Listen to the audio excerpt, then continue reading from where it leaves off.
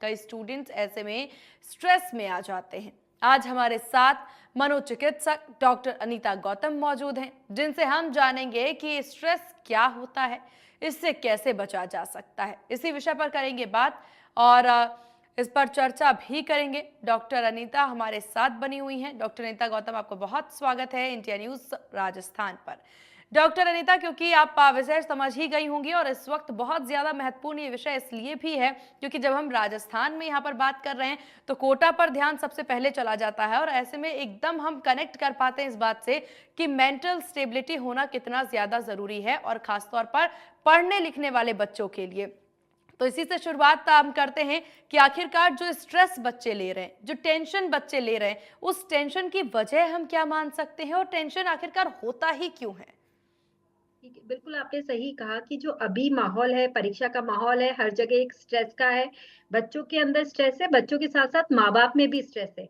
और इनफैक्ट माँ-बाप का जो स्ट्रेस है वो इतना ज़्यादा बढ़ा हुआ है कि वो बच्चों के अंदर ट्रांसफर हो रहा है। हो सकता है बच्चा थोड़ी देर के लिए भी किस रिलैक्स होना चाहे, पर कहीं न कहीं जैसे ही वो रिलैक्स होने की कोशिश करता है, माँ-बाप बोलते हैं, "अरे! तुम्हारे तो एग्ज़ाम है, तुम रिलैक्स कैसे हो रहे हो? तुम अभी का टाइम वेस्ट कर रहे हो।" तो वो जो ज़्यादा स्ट्रेस है, वो बच्चों के अंदर ज़्यादा बढ़ जाता है। अब अगर हमने बात करी है तो जैसे कोटा की आपने बात करी है, कोटा के अंदर अलग सिनेरियो है, बच्चे जो वहाँ पे बैठे हैं, वो लोग नीट या फिर जेईई या फिर इन सब का कॉम्पिटिटिव एग्ज़ाम्स की तैयारी करते हैं। इसके साथ-साथ एक आजकल सिनेरियो है कि 11th-12th का भी वो दे रहे हैं बोर्ड प्लस उनको आगे कॉम्पिटिटिव एग्ज़ाम भी देना है। मतलब उनके पास 2 स्ट्रेस है कि 12th में तो उनके मार्क्स अच्छे ही आने चाहिए, पास होना चाहिए, अच्छी ग्रेड से पास होना चाहिए प्लस उनको साथ के साथ 11th-12th दोनों का कोर्स कंप्लीट कर कॉम्पिटिटिव एग्जाम की तैयारी करनी है। तो ये इतना ज़्यादा स्ट्रेस है प्लस वहाँ पे जो बच्चे आ रहे हैं कोटा के अंदर, सारे इंडिया से आ रहे हैं, अलग-अलग परिवेश से आ रहे हैं, अलग-अलग उनका सोशल बैकग्राउंड होता है। कोई हिंदी बोलता है, किसी को हिंदी या इंग्लिश दोनों ही नहीं आती है। तो एक कम्युनिकेशन उनका नहीं रह पाता, फ्रेंड्स के अंदर वो जेल अप नहीं हो पाते।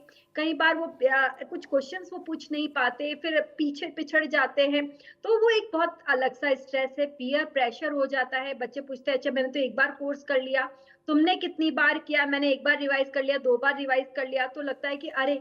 मैं तो अभी इतना सा एग्ज़ाम का हम्म। टाइम है, अभी एक बार भी मेरा कोर्स पूरा नहीं हुआ। ये एक अलग स्ट्रेस है। घर पर माँ-बाप का अलग है कि नहीं तुम्हें करना ही है। तुमको देखो एक महत्वाकांक्षाएँ होती है माँ-बाप की, वो अपने बच्चों के ऊपर लाद देते हैं कि हम नहीं कर पाए तो हमने पैसे देके तुमको वहाँ भेजा है, तुमको क्रैक करना ही है एग्जाम, तुम्हें और क्या चिंता है, तुम्हें क्या स्ट्रेस है, तुमको तो सिर्फ पढ़ना है। ये एक बार बार बोला जाता है क्योंकि अगर तुम बिल्कुल। नहीं पढ़ोगे तो हमारी सारी उम्मीदें तुम्हारे साथ है। एक बहुत बड़ा स्ट्रेस है। तो इतना सारा स्ट्रेस कई बार बच्चे नहीं कर पाते हैं। और रही बात बोर्ड के एग्जाम्स की, 10th और 12th के बच्चे अभी अपियर हो रहे हैं, 15 फेब से उनके बच्चों के एग्जाम्स हैं। और बच्चों को बार-बार ये लग रहा है कि हमारा कोर्स पूरा नहीं हो रहा है, हम कैसे करेंगे? अगर कोर्स भी पूरा हो गया है तो हम वहाँ लिख नहीं पाएँगे, घबराहट हो जाएगी। ये एक बहुत अलग-अलग चीज़ है। देखिए, मैं बताती हूँ हर एक बच्चा अलग है, उसकी पर्सनैलिटी अलग है, बिल्कुल। ठीक है? हर एक जने को अपने को किस तरीके से स्ट्रेस झेलते हैं, किस तरीके से एग्ज़ाम का स्ट्रेस लेते हैं, ये भी सबका अलग-अलग है। स्ट्रेस सबको है, तनाव सबको है, ऑब्वियसली उसके बिना तो वो पढ़ ही नहीं पाएँगे, पर उस तनाव को कैसे झेलें, कैसे करें, ये टिप्स आज हम बात करेंगे ताकि जो बच्चे अभी परेशान हैं, जो तनाव में हैं, उस चीज़ को कम कर सकें। मैं बात करूँ तो सबसे पहले होता है कि कोर्स कैसे कंप्लीट करें। हम सबसे पहले जो बोलते हैं कि अभी आपके पास जितना समय है, ठीक है? आप अपना टाइम टेबल देखिए कि आपके एग्ज़ाम्स किस-किस दिन में जैसे 12th में क्या होता है कि एक एग्ज़ाम अभी 15 को है, फिर दूसरा एग्ज़ाम हो सकता है 20 को हो और फिर तीसरा एग्ज़ाम हो सकता है 25 या 30 तारीख को हो। तो पहले वो टाइम टेबल देखें, उसके बीच में कितना गैप है, कितना आप कोर्स कवर अप कर पाएँगे, उसके हिसाब से जो अभी बचा हुआ टाइम है, उसके अंदर आपको एक टाइम टेबल बनाना है कि मैं इतने दिन के अंदर इतना मेरा कोर्स कवर कर लूँगा और फिर इतने दिन मेरे को चाहिए कि फर्स्ट एग्ज़ाम के लिए मैं तैयारी करूँ। टाइम टेबल बनाना बहुत ज़रूरी है। ये इसलिए ज़रूरी है क्योंकि वो आपको एक पूरा वो एक देता है कि मेरे को कितने दिन में कितना कवर करना है क्योंकि हम रैंडमली करते हैं तो हमको बहुत ज़्यादा स्ट्रेस होता है कि अरे अभी तो हमारा साइंस भी बचा है, फिज़िक्स भी बचा है, हिस्ट्री भी बचा है। वो सब चीज़ें ना हो, इसके लिए अगर हम अपने टाइम को डिवाइड कर देंगे कि 2 दिन हमने हिस्ट्री को दिए, 2 दिन हमने फिज़िक्स को दिए हैं, डिपेंड आपका बच्चा किस हिसाब से उसका कोर्स क्या है, ये आप अपने बच्चे के साथ बैठकर उसका क्या-क्या कोर्स है, वो एक ज़रूर से सेट करें। हम्म। और टाइम टेबल तो आपका पूरा बन गया एग्जाम में क्या करना है, इसके साथ साथ दिन का टाइम टेबल भी आपको बहुत जरूरी होता है कि एक बच्चों का एक दैनिक जो टाइम टेबल होता है ना, हमारा एक बॉडी क्लॉक होता है। हम अगर समय पे उठते हैं, समय पे जगते हैं और हमारे बॉडी क्लॉक के हिसाब से काम करते हैं, तो हमारा ब्रेन और मेमोरी भी सही काम करती है। कई बार क्या होता है, बच्चे एग्जाम के चक्कर में रात को देर तक सोते, देर तक पढ़ते हैं, सुबह लेट उठते हैं, फिर उनका पूरा कब खाते हैं कब पीते हैं ये पूरा डिस्टर्ब हो जाता है। ऐसा ना करें, एक सेट टाइम टेबल रखें। अगर हम कहें तो हर बच्चे के लिए 7 से 8 घंटे की नींद बहुत ज़रूरी है। अगर वो दिन में पढ़ रहे हैं तो लगातार आधा या पौन घंटा रेस्ट कर सकते हैं, पर कोशिश करें कि रात में अच्छे से सोएं। 7 आवर्स की स्लीप बहुत ज़रूरी है। आप दिन में पढ़ सकते हैं बच्चे, पूरे टाइम टेबल आप दिन का करें कि सुबह इतने बजे उठना है, इतने बजे आपको थोड़ा-सा 20 मिनट का ब्रिस्क वॉक करना है। फिजिकल एक्टिविटी बहुत ज़रूरी है इसके दौरान, क्योंकि ब्लड सर्कुलेशन बना रहता है, हम्म। तो कोई भी एक्टिविटी आप डॉक्टर ज़रूरी अनीता, करें। माफी चाहूंगी बीच में टोक रही हूँ आपको, क्योंकि इस बीच आप काफी कुछ चीजें बता रही हैं, बच्चों को बता रही हैं कि स्केड्यूल मैनेज करना कितना जरूरी होता है।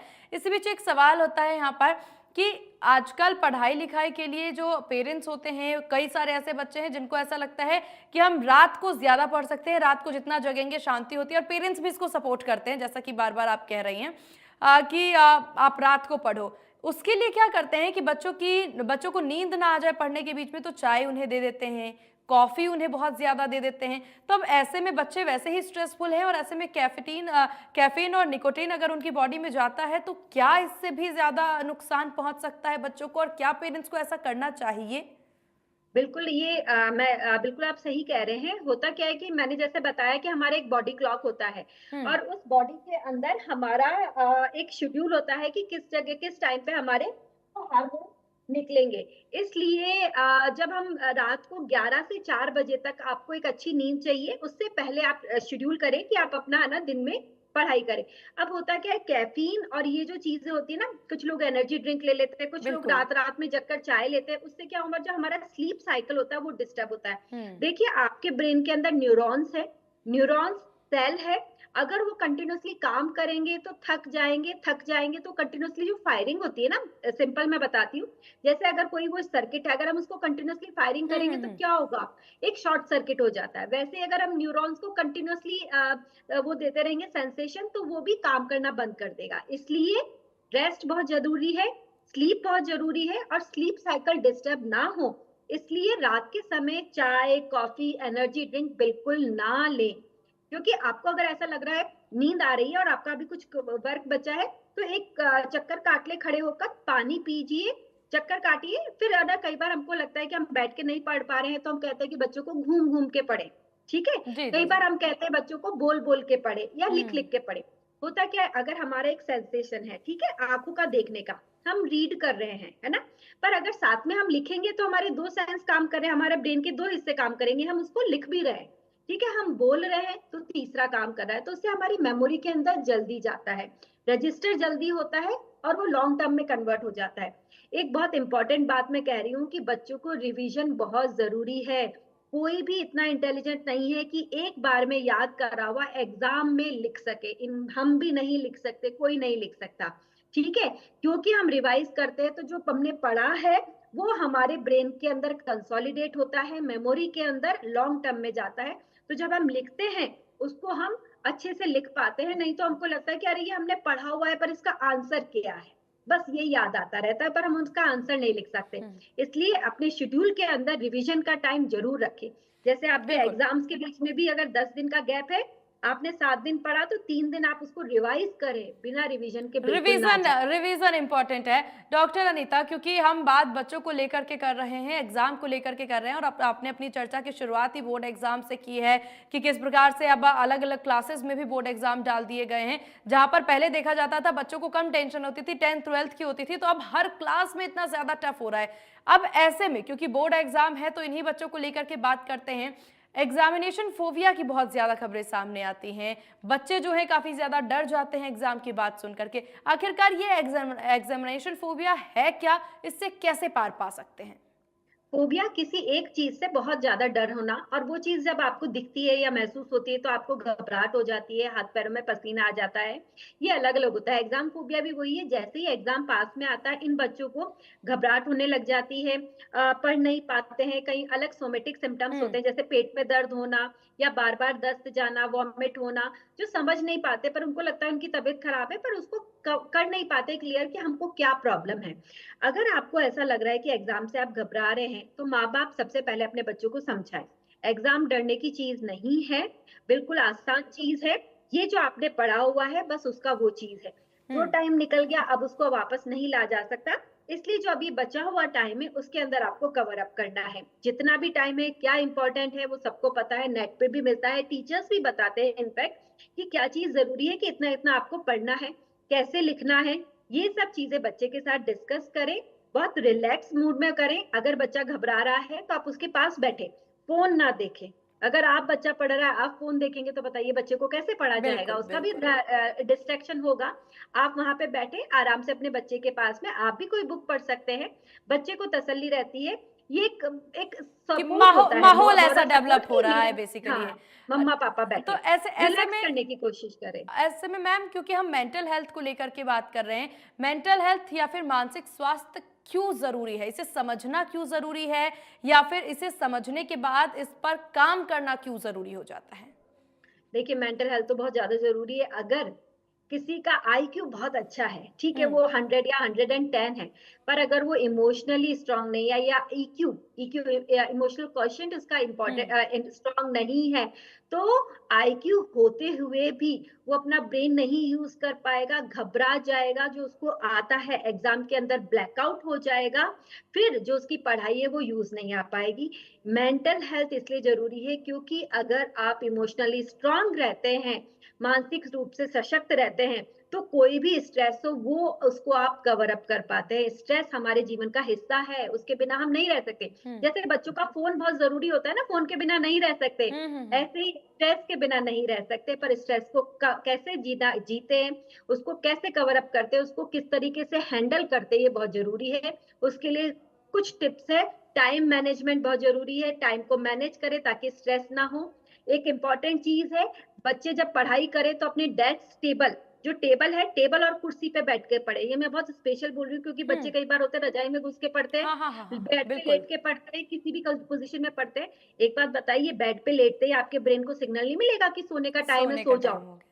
तो बिल्कुल नहीं, बेड पे बैठ के नहीं पढ़ेंगे, टेबल कुर्सी पे पढ़ेंगे, टेबल पे आपका सामान नहीं होना चाहिए, जो बुक पढ़ेंगे सिर्फ़ वही, फ़ोन नहीं होना चाहिए, फ़ोन अपने मम्मा-पापा को आप सबमिट करा दो कि बिल्कुल अभी मेरा लेकिन पढ़ने का लेकिन टाइम है, जब मेरे आजकल को ज़रूरत आजकल तो होगी। डॉक्टर अनीता ऐसा हो गया है कि फ़ोन से दूरी बहुत ज़्यादा मुश्किल हो गया है। स्कूल्स भी, बल्कि बिल्कुल। स्कूल्स ने खुद दूरी उसको इतना ज़्यादा क्लोज़ कर दिया है बच्चों को और फ़ोन को, कि हम सारी चीज़ें व्हाट्सएप पर भेज रहे हैं। अब बच्चे जो है पेरेंट्स को ये कह देते हैं, पेरेंट्स भले ही कितने भी डेवलप हो, कितने भी समझदार हों, लेकिन बच्चे कह देते हैं हमारा तो व्हाट्सएप पे मैसेज आ रहा है, टास्क आ रहा है, हमें देखना है, और इस चक्कर में फिर ये फ़ोन से ये दूरी तो ये बहुत प्रॉब्लम मुश्किल बहुत, है। हाँ, बहुत ज़्यादा बढ़ी हुई है। इनफैक्ट हम भी इससे जूझ रहे हैं क्योंकि बच्चे, हम फ़ोन लेते हैं, बच्चे थोड़ी देर में आते हैं, वे कहते हैं कि मम्मा हमारा फ़ोन पे प्रोजेक्ट हुँ, आया है, मम्मा हमको फ़ोन पे देख के लिखना है, तो क्या करा जाए? तो इसका तरीका है कि आप बच्चे से एक कम्युनिकेशन आप डेवलप करें, उनको समझाएँ कि क्या टाइम है, किस टाइम पे आपको एक डिसिप्लिन जी। आपको मेंटेन करना पड़ेगा। ठीक है? आप फ़ोन ले रहे हैं, आप पढ़ रहे हैं, बीच-बीच में कैसे भी बहाने से आप बच्चे के पास जाइए, ठीक है? चेक करें, मतलब ये नहीं, आपको बच्चे को ऐसा नहीं लगना चाहिए कि आप उसके ऊपर स्पाई कर रहे हो, पर आप चेक करें कि बच्चा क्या कर रहा है। हो सकता है तो गेट खोलकर कैसी निगरानी पे कि आप आते-जाते उसको देख सकें, ठीक है? इस तरीके से आप बच्चे को फ़ोन अगर यूज़ कर रहा है तो वो देखें किस तरीके से क्या यूज़ कर रहा है। पढ़ने के समय पे आप उसको बोल दो कि जब आप पढ़ाई कर रहे हो तो थोड़ी देर हमारे पास रहने दो, 1 घंटे बाद आप उसको चेक कर लेना। मतलब हुँ, it is not very important, अगर कोई मैसेज भी आया होगा तो 1 घंटे बाद आप पढ़ो। एक बहुत बिल्कुल। इंपॉर्टेंट चीज़ है जी। कि हमारा जो अटेंशन स्पैन होता है ना, वो 40 मिनट्स का होता है, 40 टू 50 मिनट्स, ठीक है? हमारा ब्रेन 40 मिनट से लेके 45 मिनट तक आप बैठ के पढ़ो एक साथ, ठीक है? वो कंसंट्रेशन आपका बढ़ेगा, फिर उसके बाद आपका 5 से 7 मिनट आपको ब्रेक लेना है।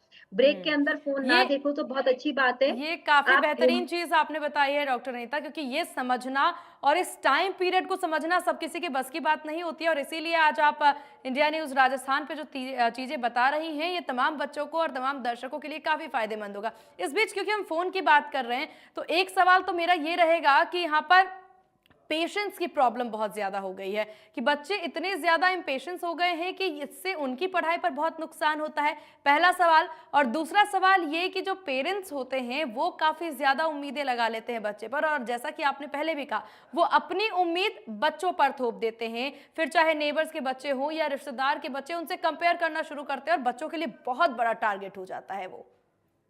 बिल्कुल, ये एक बहुत बड़ी दुविधा है कि हम माँ-बाप अपने बच्चों को एक एज़ अ ट्रॉफी यूज़ करते हैं कि अरे! बिल्कुल। अगर इनका सिलेक्शन नहीं होगा तो हमारा क्या होगा?